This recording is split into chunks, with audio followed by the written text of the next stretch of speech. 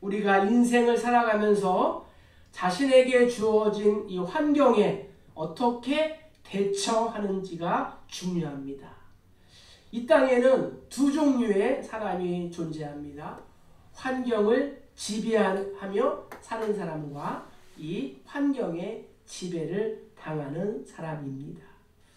먼저 우리는 어떠한 사람으로 지어졌을까요? 성경이 우리에게 명백한 답을 주고 있습니다. 창세기 1장 28절에 보면은 하나님이 그들에게 복을 주시며 하나님이 그들에게 이르시되 생육하고 번성하여 땅에 충만하라. 땅을 정복하라. 바다의 물고기와 하늘의 새와 땅에 움직이는 모든 생물을 다스리라 하십니다. 이 땅에 존재하는 생물 중에서 유일하게 하나님의 형상을 따라 지어진 인간에게 주신 창조주의 복이며 명령이기도 합니다. 다시 말하면 하나님이 나를 만드시고 이러한 특권과 명령을 주셨습니다. 이것이 우리에게 주신 창조주의 말씀임에도 오늘날 얼마나 많은 사람들이 이 명령에 어긋난 삶을 살고 있습니다. 그들은 환경을 다스리기보다는 오히려 환경에 종속된 삶을 살고 있습니다. 그들이 웃고 우는 이유를 자세히 살펴보면 모두 환경 때문입니다. 환경이 좋으면 웃고 환경이 나쁘면 원망하고 주저앉아 슬퍼합니다. 그들은 환경이 자신을 행복해 줄 것이라고 굳게 믿고 있습니다. 그래서 늘 좋은 환경을 부러워하며 좋은 환경을 조성하고자 인생을 투자합니다. 하지만 환경을 쫓아가는 삶의 결과는 무엇일까요? 그것은 허망함입니다. 그럼 성도인 우리는 이 세상을 살면서 환경에 지배당하기보다 환경을 다스리며 살 수 있을까요? 우리가 예수 안에서 살아계신 하나님에 대한 참된 믿음을 소유하고 있다면 우리는 환경을 지배하는 또 환경을 다스리는 그러한 삶을 살아야 하는 것입니다. 그래서 하나님은 오늘 야고보를 통하여 우리에게 몇 가지 처방을 주십니다. 먼저 우리 13절 상반절 말씀을 읽어보겠습니다. 너희 중에 고난 당하는 자가 있느냐? 그는 기도할 것이요. 아멘. 첫 번째, 하나님께서 야고보를 통하여 우리에게 주시는 말씀은 고난의 때에 기도하라고 말씀하십니다. 14절도 보면은 기도할지니라. 15절에 믿음의 기도는, 16절에 서로 기도하라. 17절에 간절히 기도한즉, 18절에 다시 기도하니, 이렇게 말씀하고 있습니다. 환경을 다스리기 위해서는 고난의 때에 기도해야 합니다. 복음주의 신학자들이 오늘날 대부분 교회에서 점점 사라지는 성경에 대한 두 가지 진리를 꼽는다면 그것은 바로 기도와 찬양이라고 합니다. 많은 분들이 동의를 하지 않을 수도 있습니다. 아니, 우리 한국교회 성도같이 기도를 많이 하는 성도가 세상에 어디 있다고. 그러나 우리가 조금만 깊이 들여다보면 이 말이 틀리지 않다는 것을 알 수 있습니다. 기도 시간은 많고 기도 소리는 큰 것 같습니다. 그러나 진정으로 하나님이 원하시고 그분의 마음에 합한 기도를 하는 사람은 얼마나 될까요? 우리는 기도가 무엇인지 알아야 합니다. 찬양 역시 마찬가지입니다. 교회 안에 노래는 많은데 진정한 찬양은 부족합니다. 연료가 없는 자동차처럼 기도가 없는 인생은 달리다가 멈출 수밖에 없는 것입니다. 전류가 흐르지 않는 이 전등처럼 기도하지 않는 그리스도인은 절대로 빛을 발할 수가 없는 것입니다. 그러나 오늘날 우리의 성도들은 너무 바쁩니다. 세상 일로 바쁘고 돈 버느라고 바쁘고 교회 봉사하느라고 바쁘고 이것저것 많은 일 때문에 바빠서 기도를 못합니다. 그래서 좀처럼 진정한 기도에 집중하지를 못합니다. 멀리 갈 건 없습니다. 우리는 어떠합니까?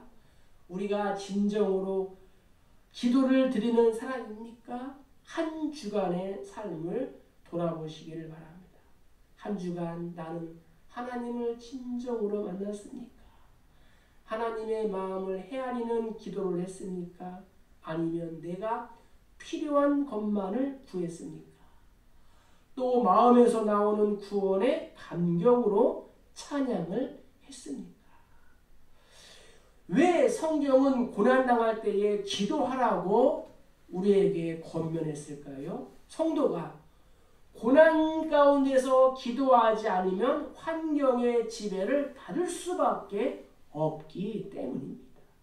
우리는 연약하고 육체를 가진 인간이기 때문에 환경을 떠나서는 살 수가 없습니다. 그래서 고난의 때에 기도의 보좌로 나아가지 않는다면 환경의 지배를 받을 수밖에 없는 것입니다. 야고보서를 기록한 야고보는 이러한 삶의 비결을 어디에서 배웠을까요? 야고보의 별명은 낙타 무릎입니다. 그는 기도의 사람이었습니다. 그는 기도의 능력을 삶에서 맛보았습니다. 만약 우리가 고난 중에 있다면 먼저 불평과 원망의 입을 막고 기도해야 합니다. 야고보는 예수님의 동생입니다.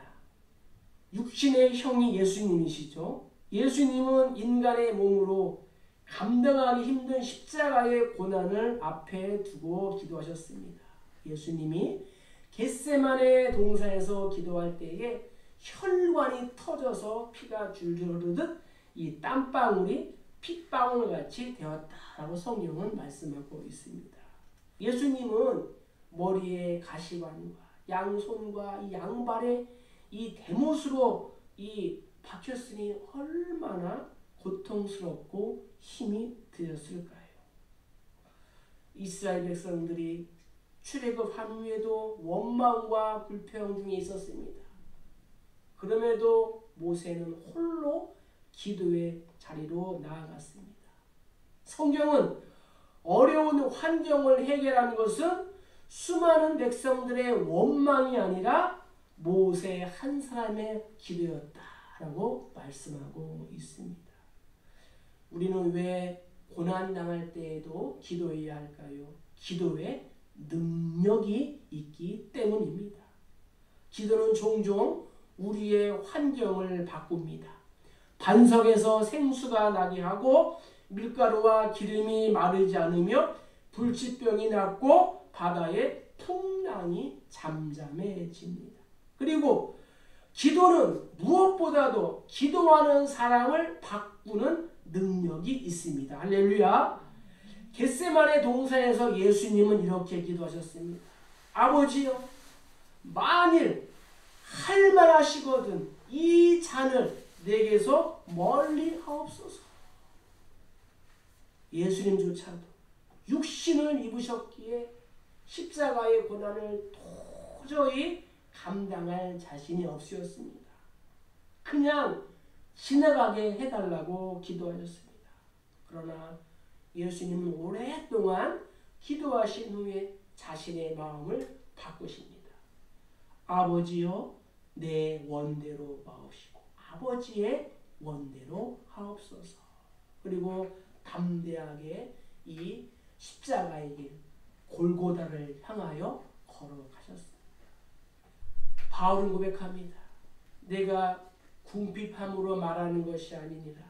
어떠한 형편이든지 나는 자족하기를 배웠노니 나는 비천에 처할 줄도 알고 풍부에 처할 줄도 알아. 모든 일, 곧 배부름과 배고픔과 풍부와 궁핍에도 처할 줄 아는 일체의 비결을 배웠다라고 고백했습니다. 바울은 풍부에 처할 줄도 알고 비천에 처할 줄도 알고 배고픔과 이 배부름에 처할 줄도 알았습니다. 그는 기도로 환경을 지배하는 자가 되었다고 고백합니다. 이것이 그리스도인, 성도인 우리가 마땅히 갖추어야 할 모습입니다. 우리가 정말 예수님을 통하여 하나님의 자녀가 되었고 하나님이 택하신 믿음의 사람이 되었다면 이 세상을 어떻게 살아야 할까요? 환경에 지배당하기보다 환경을 지배해야 합니다. 어떻게 그렇게 할 수 있을까요? 고난이 올 때마다 기도의 골방으로 들어가는 것입니다. 할렐루야. 자, 두 번째 우리 13절 하반절 말씀을 읽어보겠습니다. 즐거워하는 자가 있느냐 그는 찬송할지니라. 아멘. 하나님은 야고보를 통하여 두 번째 즐거울 때, 형통할 때는 찬양하라고 말씀합니다. 환경의 지배를 당하는 사람은 고난의 환경도 다스리지 못하지만 반대로 좋은 환경도 누리지 못합니다. 광야에서 이스라엘 백성들의 삶이 그리했습니다. 저들은 어려운 환경, 고난의 상황을 만나면 어떻게 했습니까? 내가 목마르다, 다리가 아프다, 고기가 먹고 싶다. 내가 애굽에 있었다면 오이와 부추와 참외와 각종 채소를 먹을 수 있었을 텐데 하며 하나님의 은혜를 잊어버리고 환경에 상황에 취해 교만하고 우상 숭배하고 쾌락을 일삼다가 결국에는 광야에서 1세대가 모두 죽게 되었습니다.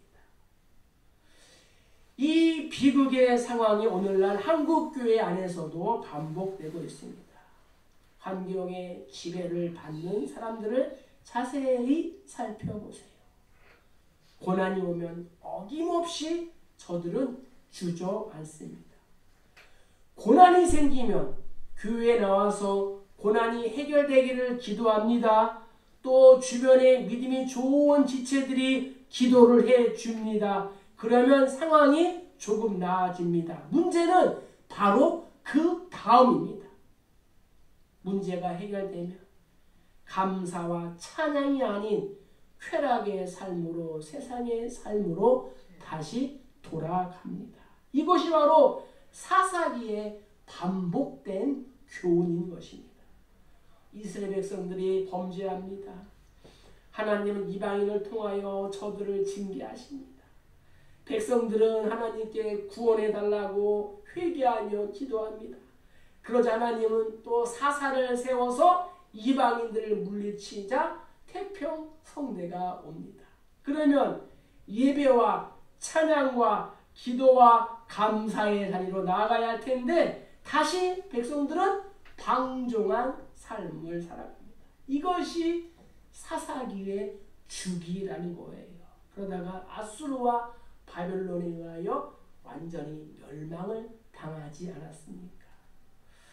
오늘날 수많은 성도가 이 멸망의 비극적 주기에서 헤어나오지 못하고 있습니다. 문제가 해결되면 검소하게 살고 하나님의 나라와 가난한 이웃을 섬겨야 하는데 그렇게 하지 못하고 있습니다. 팬데믹 시대를 보내면서 한국교회가 그나마 섬기는 교회로 많이 전환을 했습니다.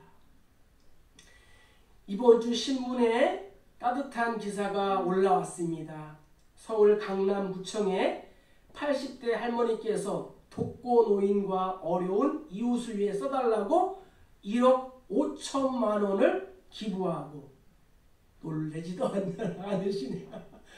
1억 5천만 원을 기부하고 말없이 내가 누구라고 이름도 밝히지 않고 버스를 타고 그냥 가졌다라는 훈훈한 내용이 실렸습니다. 개인 기부로는 최고 많은 기부액이라고 얘기를 합니다. 병이 들면 기도를 합니다. 결국 병에서 자유함을 얻고 완쾌가 되면 어떻게 해야 할까요? 하나님의 은혜를 묵상하며 남은 날들을 기뻐하며 하나님을 예배하며 살아가시기를 주의 이름으로 축복합니다. 초대교회 로마의 한 이 변방 도시를 다스리던 총독이 로마 황제에게 그 도시에 살던 그리스도인에 대한 보고서를 올렸습니다. 고고학자 보고서의 한쪽 기퉁이 두루마기를 발견했는데 이러한 내용이 기록되어 있는 것입니다. 저들은 정한 날 정한 시간에 모여 기쁨으로 예배합니다. 그러나 거기에 그치지 않고 자신들이 믿는 신에게 늘 감사하는 마음을 품고 살기에 얼굴에 항상 기쁨이 넘칩니다. 이것이 바로 믿지 않는 자들이 본 초대교회 성도들의 삶의 모습이었습니다. 반대로 로마 귀족들의 삶은 어땠을까요? 풍요로운 삶 속에서 쾌락을 즐기고 방종을 일삼았습니다. 한 가지 예로 식탐이 얼마나 심했는지 모릅니다. 아침부터 밤 늦도록 파티를 하면서 음식을 계속 먹어대고 음식을 잔뜩 먹은 후에는 토하는 곳이 있어요. 토하는 곳에 가서 토하고 와서 다시 먹었습니다. 삶의 부요를 이기지 못해서 온갖 저질스러운 타락한 쾌락에 자신의 육체를 던졌습니다. 그래서 생긴 것이 원형 경기장입니다. 사람을 던져서 짐승의 밥이 되게 하고 검투사들을 고용하여 서로 죽이게 하는 악한 쾌락까지 즐겼습니다. 이러한 상황에서 이방인 총독에게 보인 성도들의 삶은 검소하며 고난 중에도 하나님께 기도하며 즐거울 때는 자신을 절제하며 찬양하는 모습은 총독에게는 신선한 충격이었던 것입니다. 이것이 바로 그리스도인 우리 성도들의 삶의 모습인 것입니다. 툭하면 삐지고 또 이 핑계대고 저 핑계를 댄다면 우리는 감동은커녕 칭찬도 칭송도 받지 못하고 세상 사람들과의 구별도 없게 되는 것입니다. 바울은 데살로니가 교회 성도들에게 이렇게 권면합니다. 항상 기뻐하라. 쉬지 말고 기도하라. 범사에 감사하라. 이것이 그리스도 예수 안에서 너희를 향하신 하나님의 뜻이니라. 성도인 우리는 환경을 지배하고 다스려야 될 줄로 믿습니다. 환경을 다스리는 것이 그리스도인의 마땅한 삶의 모습인 것입니다. 사랑하는 우리의 모든 성도인들은 고난 중에는 기도하고 즐거울 때는 형통할 때는 찬양과 또 감사를 하시기를 주의 이름으로 간절히 축복합니다. 자, 이제 마지막으로 우리 14절부터 16절까지 한번 읽어보겠습니다. 너희 중에 병든 자가 있느냐? 그는 교회의 장로들을 청할 것이요 그들은 주의 이름으로 기름을 바르며 그를 위하여 기도할지니라. 믿음의 기도는 병든 자를 구원하리니 주께서 그를 일으키시리라. 혹시 죄를 범하였을지라도 사하심을 받으리라. 그러므로 너희 죄를 서로 고백하며 병이 낫기를 위하여 서로 기도하라. 의인의 간구는 역사하는 힘이 큼이니라. 아멘. 세 번째는 공동체를 돌아보아야 한다라고 성경을 말씀하고 있습니다. 우리가 환경을 다스리기 위해서는 우리 주변에 있는 지체, 공동체를 돌아보아야 합니다. 이유는 우리 모두는 연약한 존재이기 때문입니다. 그래서 하나님은 우리를 이 교회의 공동체 안에 두셨습니다. 우리는 그리스도의 몸의 지체입니다. 지체의 특징이 여러 가지가 있지만 그 중에 가장 큰 특징은 무엇일까요?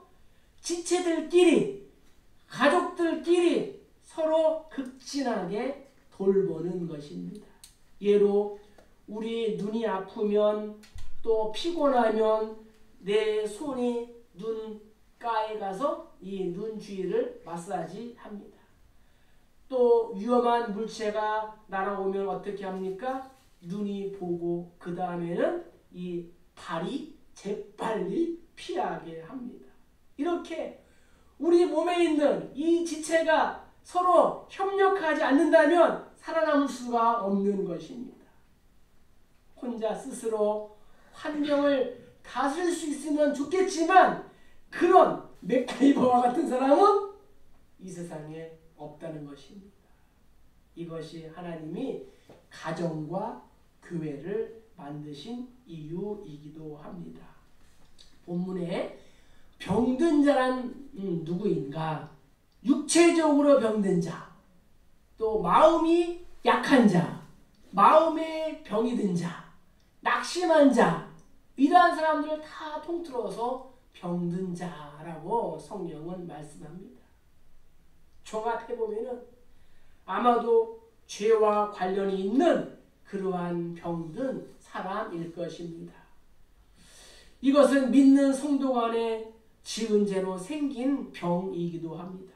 그래서 야고보는 지금까지 교회에서 일어나는 이 성도 간의 상처와 잘못을 수없이 지적해 왔습니다. 말로 서로 상처를 주지 말라고 했고 성냄으로 받은 상처에 대해서도 말했습니다. 교회 안에서 혀를 조심하고 사람을 차별하지 말고 다투지 말고 비방하지 말고 원망하지 말라고 했습니다. 이러한 죄를 짓지 말아야 하겠지만 혹 이러한 잘못으로 마음이 상하고 육체에 병든 자가 있다면 교회 지도자들을 초청하라는 것입니다. 그리고 기도하라는 것입니다. 그리하면 의인의 기도는 역사하는 힘이 분명히 크다고 말씀하셨습니다. 요한은 요한일서 1장 9절에서 만일 우리가 우리 죄를 자백하면 그는 미쁘시고 의로우사 우리 죄를 사하시며 우리를 모든 불의에서 깨끗하게 하실 것이요 라고 고백했습니다.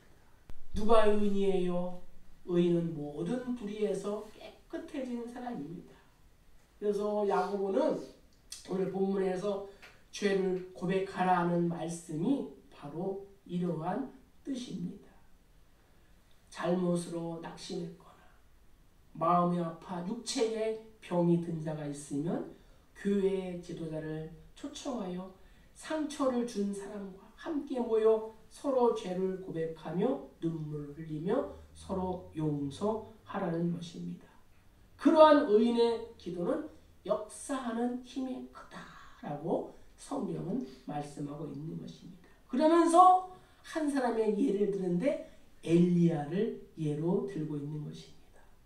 우리는 엘리야라고 하면은 기도에서 하늘에서 막 불이 떨어지고 우리와 차원이 다른 그러한 사람으로 생각하지만 야고보는 그렇게 말하지 않습니다.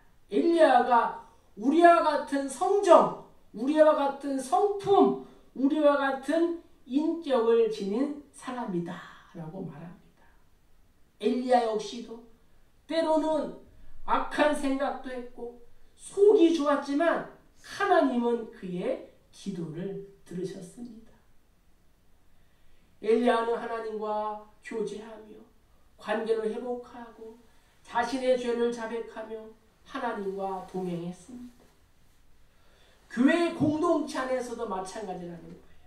우리는 서로에게 상처를 주는 존재이므로 죄를 고백해야 되는 것입니다. 예수 그리스도의 보혈에 의지하여 죄를 자백하면 하나님은 우리의 죄를 용서하시고 우리의 기도에 응답해 주십니다. 오늘 우리는 환경의 지배를 받지 않고 환경을 어떻게 다스릴 수 있는지 그 비결에 대하여 말씀을 나누었습니다. 자, 이렇게 한번 정리하고 또 적용해 보겠습니다. 참된 믿음은 모든 환경을 다스린다는 거예요. 그래서 우리가 할 일은 무엇이에요? 고난의 때는 기도하는 거예요. 형통할 때는 찬송하는 것입니다. 그리고 공동체를 서로 돌아보는 것입니다. 왜냐? 나 혼자 설 수는 없기 때문입니다. 그럴 때에 환경의 지배를 받는 자가 아니라 환경을 다스리는 그러한 자가 될 줄로 믿습니다. 행동하는 이 참된 믿음으로 큰 걸음 나아가서 온 세상에 이 구원의 통로가 되는 저와 여러분 모두 다 되시기를 주님의 이름으로 간절히 축복합니다. 축복합니다.